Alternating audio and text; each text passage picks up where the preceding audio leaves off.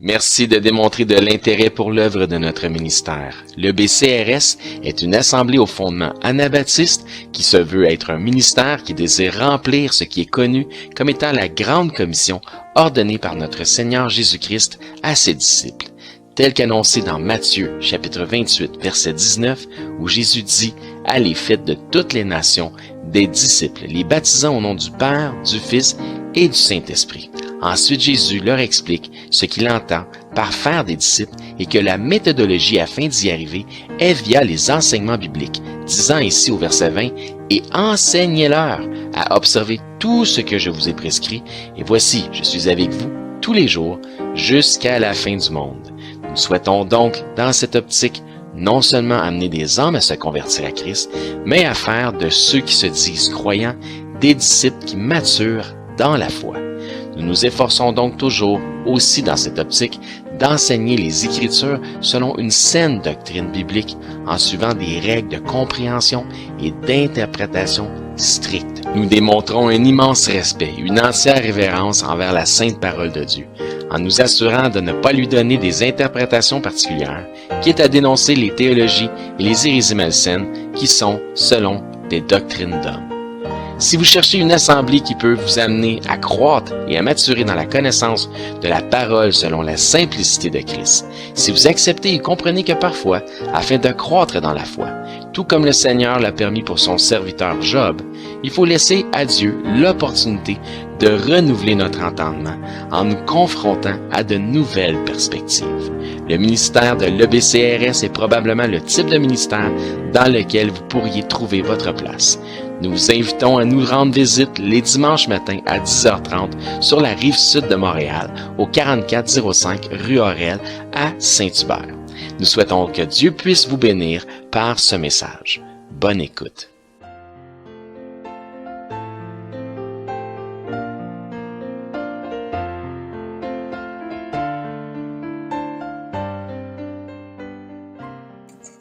Donc, on est chez Dominique et Bessie pour le message de ce matin.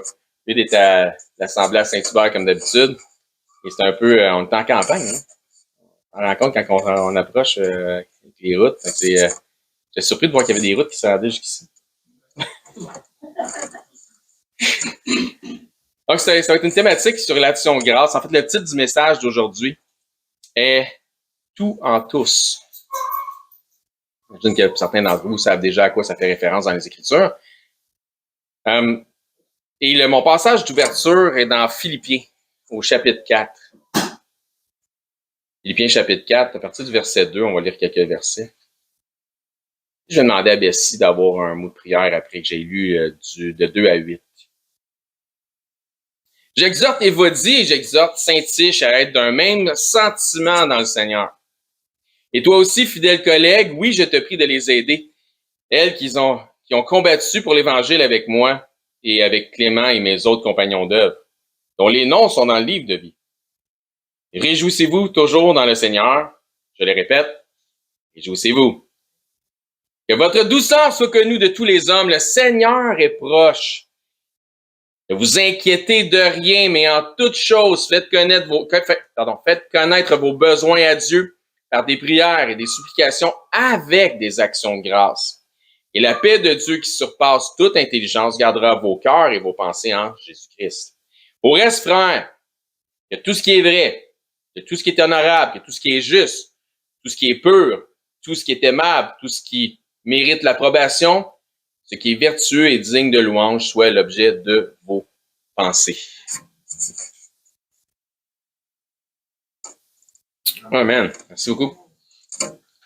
Donc, parmi de nombreux passages bibliques que j'aurais pu sélectionner pour apporter la thématique de l'action de grâce, celui-ci, c'est vraiment mon préféré. Tout ce que ça dit, par des prières et des actions de grâce. En fait, si je lis, si on relit Philippiens 4-6, ça dit « Ne vous inquiétez de rien ». Ça commence très bien. C'est clair ce qui indique ici. Mais en toute chose, faites connaître vos besoins à Dieu par des prières et des supplications avec des actions de grâce. Donc, un des synonymes d'action de grâce dans les Écritures qui revient souvent, c'est de louanger. Et où louer le Seigneur l'Éternel. Donc, louanger le Seigneur, alléluia, comme on a entendu tantôt, c'est de rendre une action de grâce. C'est faire une action de grâce, c'est aussi de rendre une louange envers Dieu. J'ai volontairement choisi de commencer à partir du verset 2 dans Philippiens 4 pour nous rappeler de rester humbles et unis dans notre fraternité. Le verset 2 et 3 nous démontrent un désaccord entre deux sœurs de la même foi qui semblent assister, malgré leurs différends, dans la même assemblée. Philippiens 4.2 nous dit « J'exhorte Évodie et j'exhorte Syntyche à être d'un même sentiment dans le Seigneur. » Donc, il y avait quelque chose qui était pas là, qui n'était pas d'un même sentiment dans le Seigneur. Pourquoi l'exhortation leur est faite? C'est un passage qui nous rappelle que nous ne sommes pas parfaits. Une église, une assemblée chrétienne, c'est vraiment comme une famille. C'est vraiment comme une famille. Mais nous sommes tout à fait faits de la même substance. On est tous, grosso modo, on a toutes des émotions, on a toutes des carences, on a tous des défauts, on a tous des problèmes, on a toutes des situations. Donc, on est tous faits de la même substance. Puis c'est possible, comme dans une famille, qu'il y ait des accros. C'est déjà arrivé dans des familles. Ça arrive, hein? Donc, il est possible que deux individus dans la même assemblée aient des divergences, que ce soit d'opinion ou peu importe. Mais ça dit ici qu'elles aient des sentiments, qu'il y avait des sentiments, une divergence de sentiments. Il faudrait qu'ils soient du même sentiment. C'est possible qu'il y ait dans notre assemblée, dans des assemblées, dans les assemblées, en fait, je pense dans toutes les assemblées, qu'il y ait des sentiments ou des points de vue différents. C'est vrai dans une famille typique, c'est vrai au travail, aussi arriver dans une assemblée. Donc, des fois, tu t'entends pas tout le temps avec tes collègues, tes consoeurs, tes confrères. Peut-être pas non plus tout le temps avec tes frères et sœurs en grandissant. Donc, c'est vrai. Donc, c'est pas souhaitable, comme au travail, c'est pas souhaitable qu'il y ait des différends, qu'il y ait des accros. Mais c'est possible. C'est pourquoi Paul les exhorte non pas à avoir une même opinion, mais bel et bien d'être d'un même sentiment. On confond, on pense qu'il faut qu'ils soient d'accord sur tout. Non, non, c'est pas ça qu'il dit. Le but de l'exhortation n'est pas les forcer à être en accord sur les mêmes opinions, mais de les amener à avoir un respect, une appréciation mutuelle en dépit des différends qu'elles peuvent avoir ou qu'elles ont pu avoir. C'est quelque chose qui traîne depuis longtemps. Donc, qu'est-ce qu'on peut apprendre de ça? Et c'est important, selon la pensée de Dieu, de demeurer ensemble et unis malgré nos différends. Même si on ne s'entend pas sur tout. C'est important de rester ensemble et unis. L'esprit familial nous appelle à demeurer unis. Que même s'il le faut, nous pouvons demander d'obtenir de l'aide à ce sujet. Dans Philippiens 4.3, ça dit « Et toi aussi, fidèle collègue, oui, je te prie de les aider. » Ah, on peut aller demander de l'aide. Elles qui ont combattu, donc c'est deux combattantes. Elles qui ont combattu pour l'Évangile, avec moi, avec Clément et mes autres compagnons d'œuvre, dont les noms sont écrits dans le livre de vie. Donc, pourquoi Paul ici précise que leur nom est écrit ici dans le livre de vie? Pour leur rappeler qu'ils ou elles sont tous sauvés, qui vont tous passer l'éternité ensemble. Vrai? Si donc nous allons passer l'éternité ensemble, ce qui est une bonne nouvelle, n'est-ce pas? Si nous allons passer l'éternité ensemble, on est tous bien de trouver un terrain d'entente tout de suite et maintenant sur Terre. Tu veux pas rentrer au ciel en hypocrite? Tu viens de t'entendre live. Et là que ça se passe. Notre foi est mise à l'épreuve à travers ces choses-là, puis on apprend ces choses-là quand notre foi est mise à l'épreuve.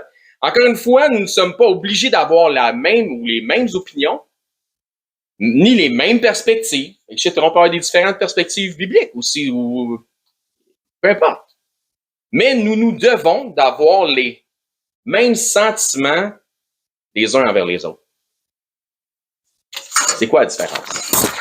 De quel sentiment on parle? Nous devons tous d'être remplis les uns des autres d'amour fraternel, de compassion, d'humilité, des sentiments modestes, voyant les autres qui qu'elle soit ou qu'il soit comme plus élevé que nous. Si tu vois les autres comme étant plus élevés que toi, tu n'auras pas de problème à rester humble et modeste. Donc, voyons aux intérêts des autres avant de regarder à nos propres intérêts. En s'appliquant à la loi de Christ, qui est de s'aimer les uns les autres, en supportant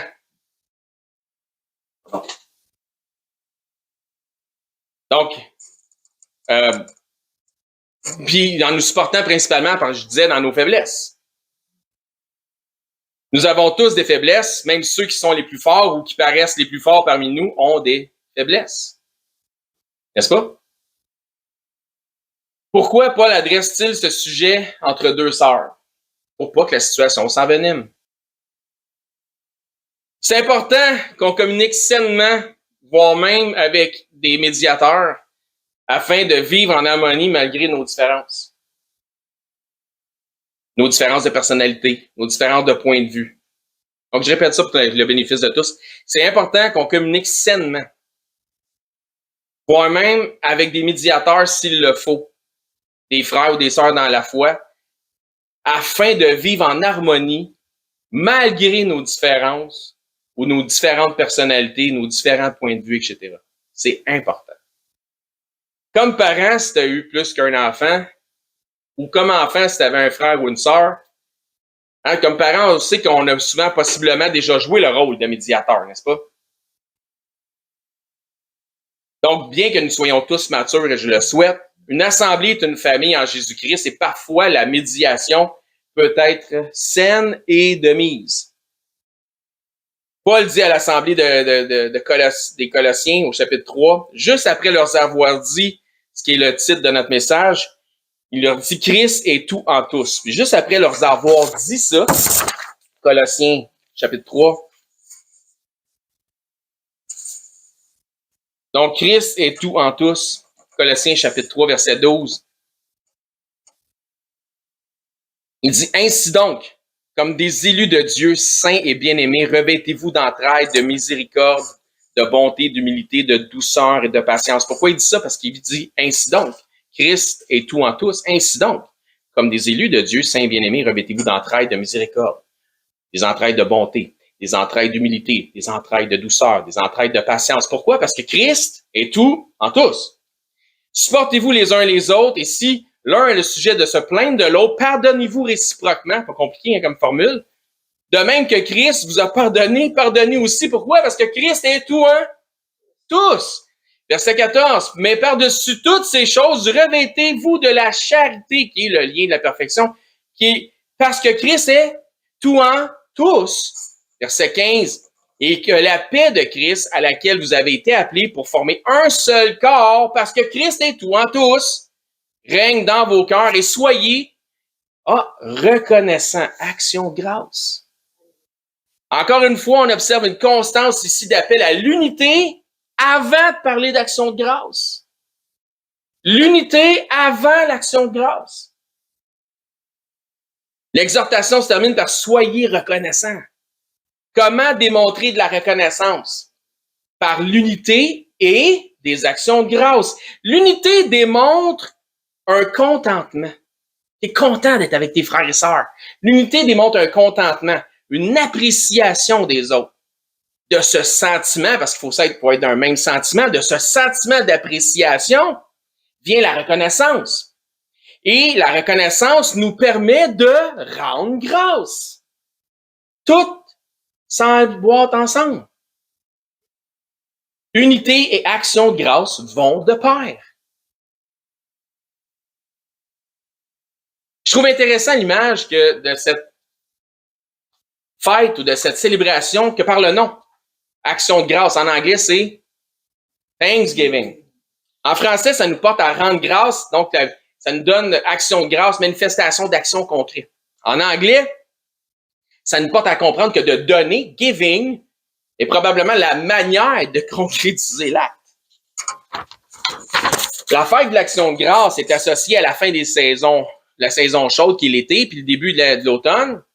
Cette période, c'est comme la période des dernières récoltes et parfois aussi le moment où on fait boucherie. Donc, habituellement, on pouvait faire une fête avec toutes sortes de mets préparés, avec toutes sortes de trucs qu'on avait soit cueillis ou on venait de faire boucherie, etc. Donc, il y a l'abondance des récoltes. On célébrait entre amis, en famille, en rendant grâce à Dieu pour l'abondance des récoltes et des ressources, parce qu'on allait passer la saison froide grâce à ses réserves. Donc, c'était l'apogée des récoltes, fruits, céréales, grains, paille et foin pour les animaux, légumes, racines, courges, etc.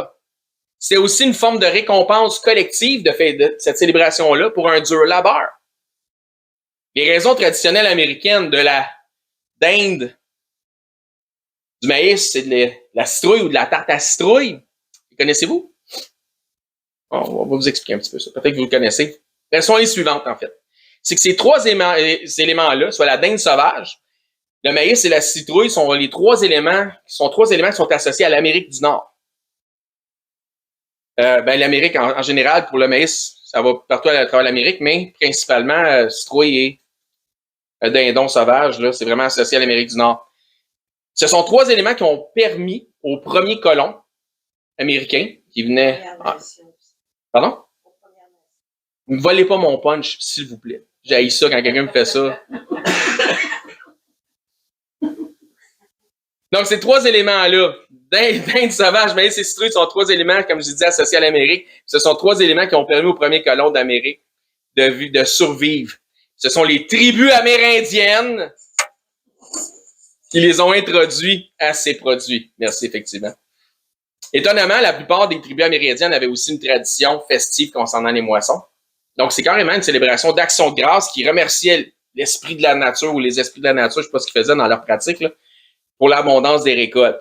On peut donc dire en quelque sorte que nos traditions, on les a héritées en partie des traditions des Premières Nations. La différence étant que nous savons que Dieu est celui dont vient l'abondance.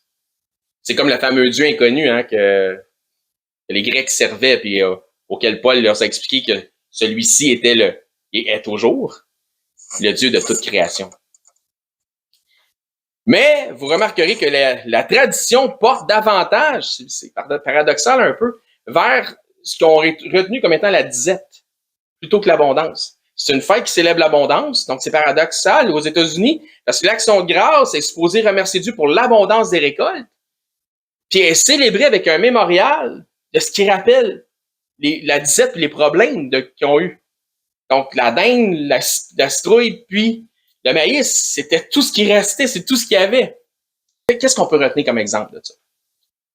C'est que lorsque nous avons peu, c'est peut-être là qu'on est le plus reconnaissant. Imaginez être de ceux des premiers colons qui pensaient probablement mourir de faim, que leurs enfants ne passeraient pas à travers, que les autres ne passeraient pas à travers, dans leur nouvel environnement, parce que la nourriture traditionnelle d'où ils venaient n'avait pas pris fruit sur le nouveau sol. Mais que finalement, Dieu se manifeste et qui apporte à ton attention de nouvelles ressources d'aliments que vous ignoriez. Jamais vu ça, une citrouille. C'est quoi ça, du maïs? Puis c'est quoi ce gros oiseau-là? Ces troupes d'oiseaux-là qui se promènent, ça se mange-tu? Donc imagine, tu sais, c'est à travers ça que tu survis. Morale d'histoire, on ne doit jamais perdre de vue d'où on vient. On ne doit jamais perdre de vue d'où on vient. Quand tu es dans l'abondance, oublie peut-être pas que tu as déjà été dans la disette. Oublie pas d'où tu viens. Un peu comme la fête des Sukkot, donc des Kamanes, instaurée par Dieu où les descendants des patriarches devaient vivre dans des tentes pendant quelques jours. C'était une célébration en passant en même temps, là, où il y avait beaucoup de partage, puis de nourriture, etc. Donc, à chaque année, ils devaient vivre dans des tentes pendant quelques temps en guise de mémorial. Se souvenir qu'ils avaient déjà été dans le désert.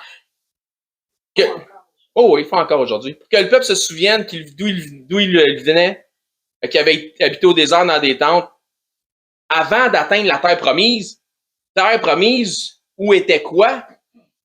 L'abondance. Une terre ruisselante de lait et de miel. Man. C'est aussi en quelque sorte ce qu'on va pratiquer aujourd'hui à l'instant après le message, ce qu'on appelle la communion. En prenant le pain et le vin, nous rappelant ou le fruit de la vigne, comme c'est dit dans les Écritures, peu importe, mais nous rappelant le corps de Christ meurtri pour nous et le vin qui étant comme son sang versé pour nous. Ce qui devrait nous rappeler que nous n'avons pas toujours été sauvés. Bien, jamais d'où tu viens. On n'a pas toujours été sauvés. Ça nous devrait nous porter à la compassion vers ceux qui ne connaissent pas Christ encore. Donc, faut pas s'oublier d'où on vient. Ce qui peut, la communion, ça peut se pratiquer seulement que collectivement et dans l'unité. En fait, c'est le thème de 1 Corinthiens. Puisque c'est en venant à Christ, à son pardon éternel, que nous sommes entrés dans la famille de Christ, le Fils de Dieu et le Père. L'unité collective passe par la volonté de chacun individuellement. La volonté de chacun individuellement de vouloir être uni aux autres. La volonté de chacun individuellement de vouloir être uni aux autres.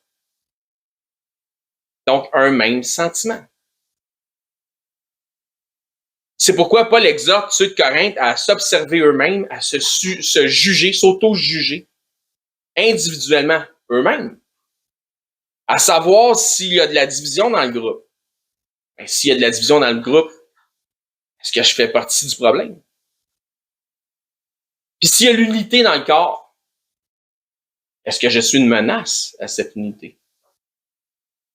Autrement dit, est-ce que je fais partie du problème? Je fais partie de la solution. Encore une fois, quand tu participes à la communion, c'est parce que dans ton âme et conscience, ton désir pour ton assemblée locale est l'unité, la fraternité, la charité. On peut retourner dans Philippiens 4, si vous voulez. C'est que tu es personnellement engagé à tout faire pour être un soutien au bon fonctionnement du corps ou de ton groupe. Dans notre texte d'ouverture, après l'exhortation aux deux sœurs, Paul écrit ceci, Philippiens 4:4. Réjouissez-vous toujours dans le Seigneur. Je le répète, quoi? Réjouissez-vous. Réjouissez-vous toujours dans le Seigneur. Je le répète, réjouissez-vous. Hein? Il va dire, hein, Saint-Tiche, réjouissez-vous. Entendez-vous? Parce que là, divisé de même, pas tellement joyeuse, pas l'air joyeuse. Vous brimez le corps. Que votre douceur, en fait, ça nous dit après, que votre douceur soit connue de tous les hommes, le Seigneur est proche. Donc, l'unité aide certainement à la réjouissance, vrai? La division, au contraire. Le sens profond de dans le Seigneur, donc réjouissez-vous toujours dans le Seigneur, je le répète, réjouissez-vous. Dans le Seigneur, ça implique que nous sommes dans le corps de Christ, l'Église. On peut certainement se réjouir individuellement, mais c'est encore bien mieux si on peut partager notre joie collectivement. Un chrétien seul est un chrétien faible. Un chrétien qui comprend l'importance, je parle seul, tu dis, on n'est jamais tout seul, je suis toujours dans Dieu, puis Jésus avec moi. Amen. Mais un chrétien seul, qui n'est pas avec les frères et les sœurs, c'est un chrétien faible. Un chrétien qui comprend l'importance de la synergie du corps est un chrétien fort en Jésus-Christ, dans le Seigneur. Verset 5, première partie du verset, ça dit que votre douceur soit connue de tous les hommes. La douceur, c'est en partie ce qu'on confond parfois avec la patience. Exemple, quelqu'un qui s'emporte facilement. On va dire, il est impatient. Pas nécessairement un impatient. C'est plutôt quelqu'un qui manque de douceur. Des fois, c'est quelqu'un qui manque de maturité aussi. Mais c'est surtout quelqu'un qui manque de douceur. Que votre douceur soit connue de tous les hommes. C'est bon pour l'extérieur, puis je vais expliquer, mais c'est aussi bon et pour principalement où ça doit commencer, c'est-à-dire à l'intérieur. Donc, connu de tous les hommes, oui, à l'extérieur dans ce monde, mais surtout oui, en Jésus-Christ, avec les frères et les sœurs. On doit être doux les uns envers les autres, tolérants, difficilement offensables, n'imputant pas le mal ou les intentions de faire le mal chez notre prochain. Tu as été un peu choqué de ce que quelqu'un t'a fait ou de ce que quelqu'un t'a dit? Quand tu prends le temps de faire une analyse, est-ce que tu discernes que l'intention de cette personne n'était pas de faire le mal, ou de te faire du mal? Dans le fond, il n'a pas vraiment dit ça, ou elle n'a pas vraiment dit ça pour me faire du mal ou faire du mal. Veux-tu passer à autre chose? Pardonne, passe à autre chose. Arrête-toi pas là-dessus. Rumine pas ça. Si c'est le cas, passe par-dessus. Passe à autre chose, que l'unité demeure, parce que tu vas tomber dans un esprit de division. Le Seigneur est proche. On n'a pas le temps. C'est ça que ça nous dit, que votre douceur soit connue de tous les hommes. Le Seigneur est proche. On n'a pas le temps de ruminer des pacotilles qui limitent notre croissance et ralentissent notre course. Verset 6. Ne vous inquiétez de rien, mais en toute chose, faites connaître vos besoins à Dieu par des prières et des supplications avec des actions de grâce. Verset 7. Et la paix de Dieu, qui surpasse toute intelligence, gardera vos cœurs et vos pensées en Jésus-Christ. Ne vous inquiétez de rien. On s'inquiète dessus, puis trop souvent. Ne vous inquiétez de rien. Tu penses manquer de quelque chose, inquiète-toi pas, ne sois pas dans les inquiétudes. Manifeste à Dieu tes besoins et Dieu va te manifester les opportunités. Il va faire provision, ton Dieu. Il va te montrer qu'il y a de la citrouille, il va te montrer qu'il y a du maïs, puis il va te montrer qu'il y a des grosses dindes. Je pointais pas personne en particulier. Non, ouais, c'est ça avec maïs. Il y en a de même qui maïs. La foi dans tes prières et tes supplications envers Dieu, la foi dans tes prières et dans tes supplications envers Dieu implique des actions de grâce. La foi dans tes prières et dans tes supplications envers Dieu implique des actions de grâce. La foi implique que tu sois confiant, sans inquiétude, parce que si tu as des inquiétudes, tu n'es pas confiant. Pas la foi, ça. Donc, la foi implique que tu sois confiant, sans inquiétude, sachant qu'avec une certitude absolue que Dieu va faire provision pour tous tes besoins. Il va pas te donner ce que tu veux, il va te donner ce que tu as besoin. C'est là ce qu'on fait pas la différence. On pense parce qu'il ne nous donne pas ce qu'on veut, qu'il ne nous a pas donné ce qu'on a besoin. Tu as déjà, dans bien des cas, ce que tu as besoin. Fais la liste, tu vas voir. La manifestation de cette foi sont les actions de grâce. Merci, mon Dieu, parce que Dieu, vous avez toujours fait provision. La preuve, je suis encore là. J'ai manqué de rien, je suis encore là. Merci, mon Dieu, pour toutes les bénédictions que j'ai présentement. J'en ai une panoplie. Là, tu vas te rendre compte, finalement, j'ai rien à demander. Merci, mon Dieu, parce que je sais par la foi, parce que par la foi, je sais, pas par la foi, je pense que, mais je sais. C'est une connaissance, c'est une science, la foi. Par la foi, je sais que je suis déjà exaucé parce que vous avez déjà préparé une provision pour moi parce que vous l'avez toujours faite. Action de grâce. Merci parce que j'ai toujours fait de provision. Merci parce que je suis déjà béni. Puis merci pour ce qui s'en vient. Parce que ça va être ce que j'ai besoin. Tu sais, on regarde à Job, on en parlait tantôt autour de la table. Job, là, il a perdu ses enfants, il a perdu sa fortune, il a perdu sa santé. Puis il y a 3 de ses chums qui sont venus l'écœurer. Là-dedans, Job, il a eu ce qu'il avait de besoin. Pas ce qu'il voulait. Il a donné une perspective supplémentaire, puis sa foi a grandi. Job. Des fois, ce que tu veux, ce que tu as de besoin, c'est 2 affaires. Puis Dieu sait parce que tout concourt au bien de ceux qui aiment, au bien de ceux qui aiment Dieu, qui sont appelés de son propos. Verset 7 de Philippiens 4, pardon. Ça va, Adam?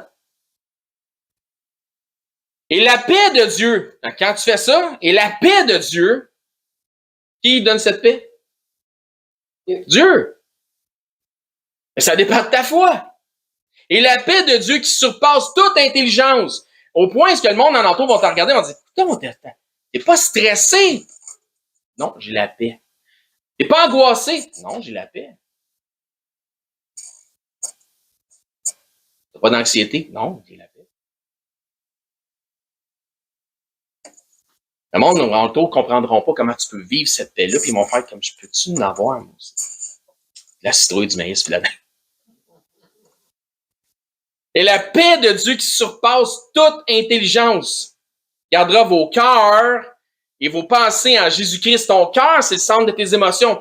Ta pensée, c'est ton intellect, c'est ton rationnel. Tout ça. Parce que souvent, ta pensée, c'est ce qui mélange tes émotions ou tes émotions, c'est ce qui mélange ta pensée. Okay? La paix de Dieu qui surpasse toute intelligence gardera vos cœurs et vos pensées en Jésus-Christ. Tu vas focusser sur les bonnes choses. Parce que tu vas avoir une confiance absolue. Quand tu as l'assurance que Dieu va faire provision, tu t'inquiètes pas ni avant, ni après la prière. Demandez et vous, amen, recevrez.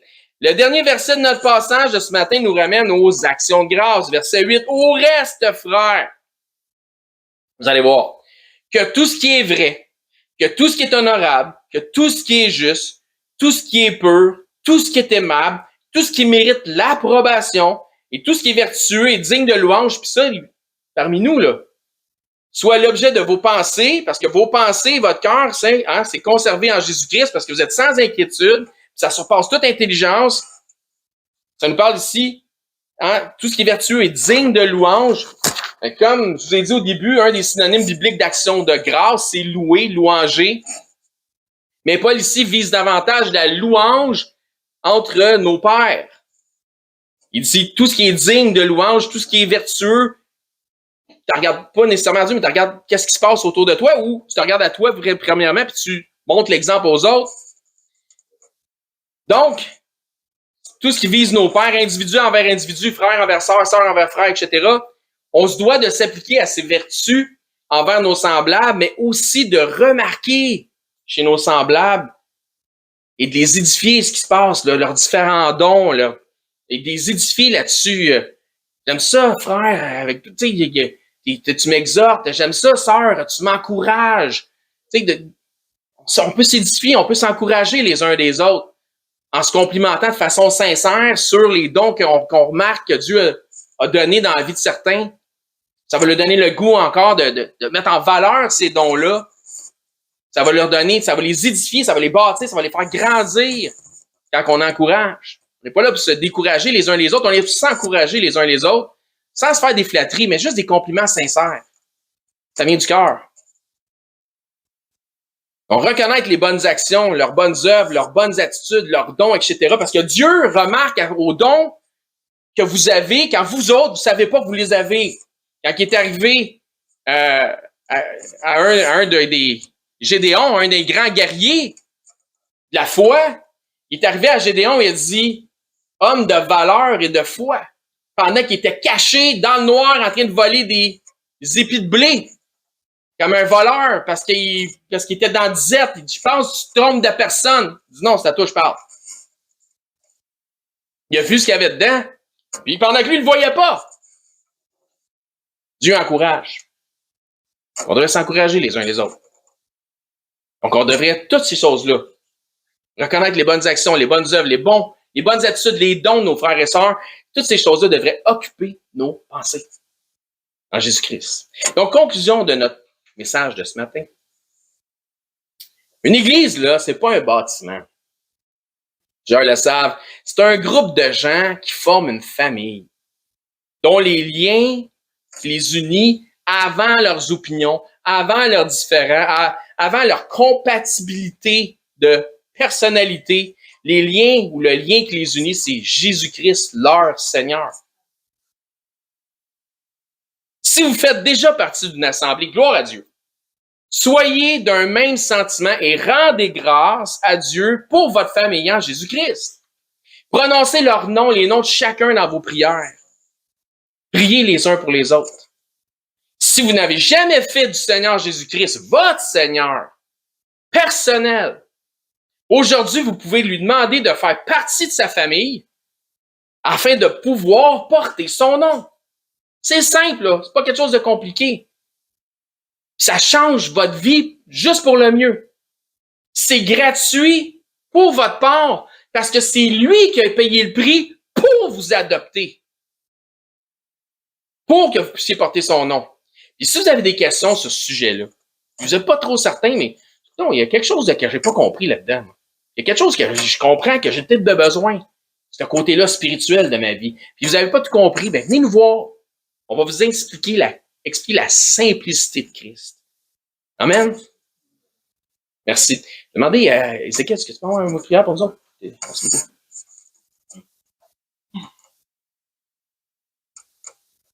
Seigneur pour le message qu'on a entendu ce matin.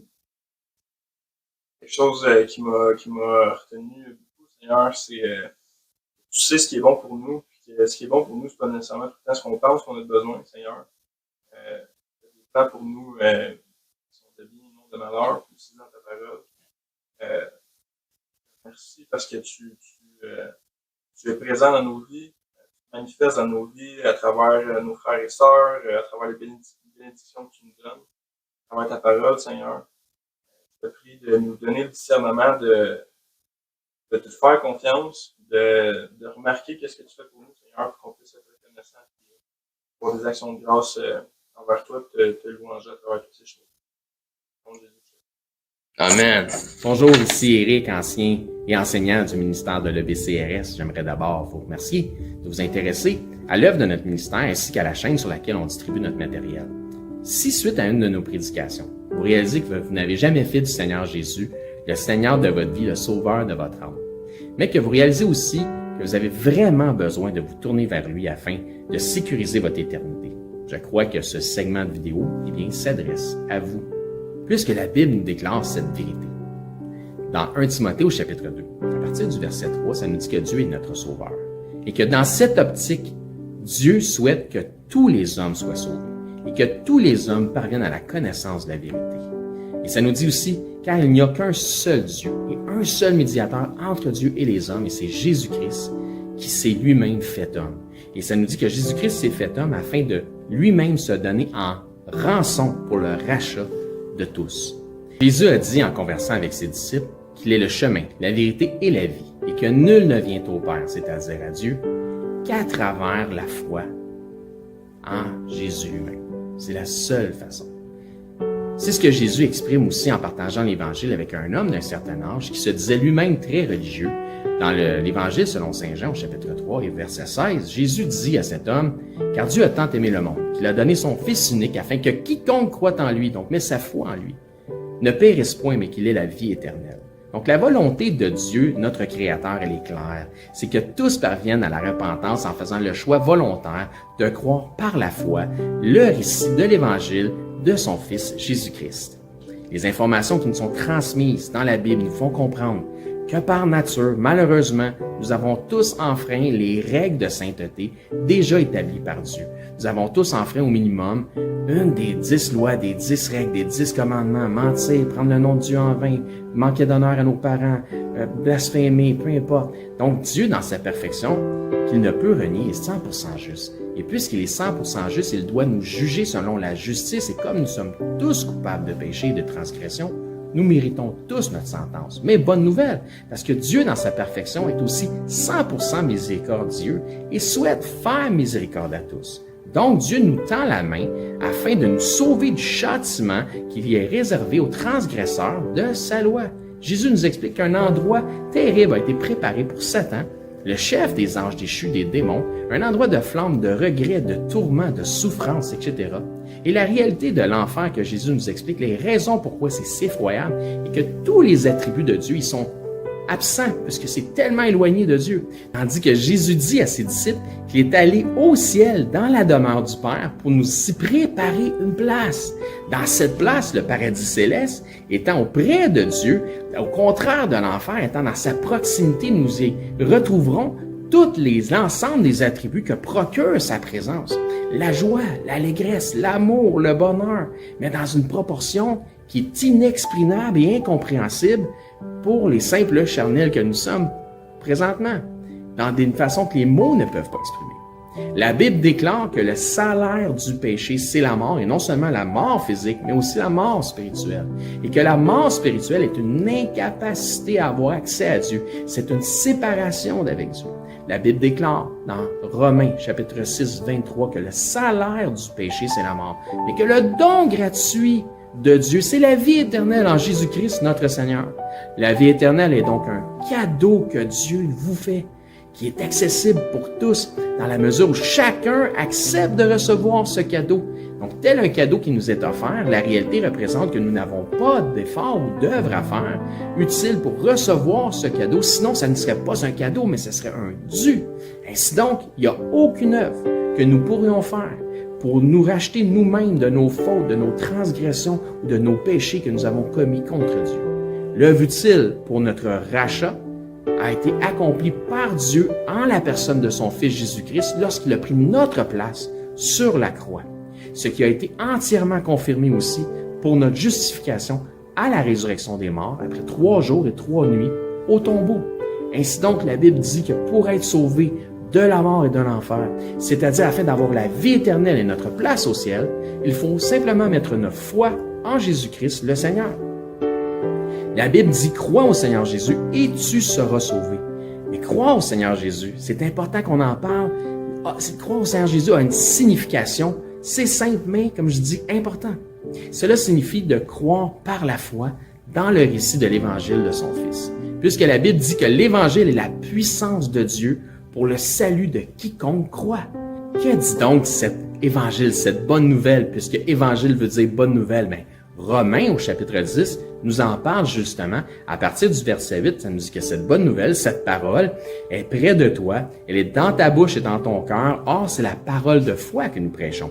Si tu confesses de ta bouche que Jésus est le Seigneur et que si tu crois dans ton cœur que Dieu l'a ressuscité des morts, tu seras sauvé. Ça nous explique ensuite, car c'est en croyant du cœur qu'on parvient à la justice et c'est en confessant de la bouche qu'on parvient au salut, selon ce que dit les Écritures. Quiconque croit en lui ne sera point confus. Il n'y a aucune différence pour quelque nation que ce soit juif ou grec, puisque tous ont un même Seigneur qui est riche pour tous ceux qui l'invoquent. Car quiconque invoquera le nom du Seigneur sera sauvé. Il ne s'agit donc pas de réciter une prière selon une formule toute faite qui fait la différence, mais bel et bien de mettre sa foi dans le Seigneur Jésus-Christ. Si vous croyez que Jésus-Christ, Dieu le Fils, le ressuscité, est Seigneur et que vous acceptez d'en faire le Seigneur de votre vie, ainsi il devient instantanément aussi le sauveur de votre âme. Si tel est votre cas, gloire à Dieu, vous faites maintenant partie de son troupeau. En tant que nouveau disciple, ce qui est important maintenant, c'est de vous trouver premièrement un enseignant qui enseigne la vérité de la parole de Dieu. Et joignez l'assemblée où cet enseignant œuvre afin d'avoir part à l'amour des frères et de la famille en Christ.